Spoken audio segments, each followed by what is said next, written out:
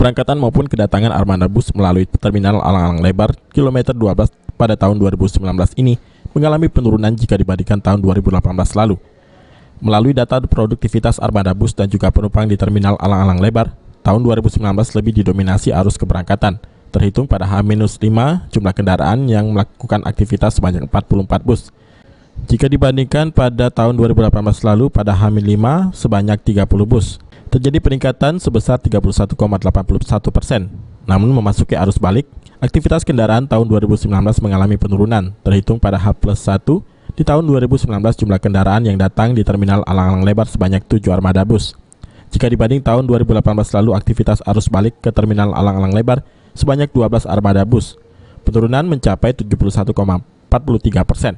Hal ini disampaikan Thomas, petugas BPTD Wilayah 7 Terminal Alang-Alang Lebar yang mengatakan tahun ini sedikit mengalami penurunan.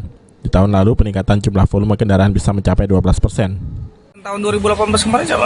Waduh, dibandingkan dengan tahun 2018 kemarin terjadi peningkatan volume kendaraannya agak meningkat sedikit, sekitar 12%. Cuma secara table mungkin agak sama gitu. Oke, berarti tahun ini tidak terlalu banyak dari tahun kemarin ya?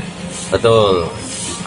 Untuk tahun ini tidak terlalu banyak pemudik yang menggunakan kendaraan umum karena mereka banyak sekali faktornya. Yang pertama faktor mungkin ekonomi yang semakin meningkat, dia bisa membeli kendaraan sendiri dan menggunakan untuk mudik. Lalu mungkin melalui moda transportasi udara, serta mereka mempersiapkan diri dengan mudik sebelum jauh-jauh hari sebelum hari. Ade Sunandar, PAL TV.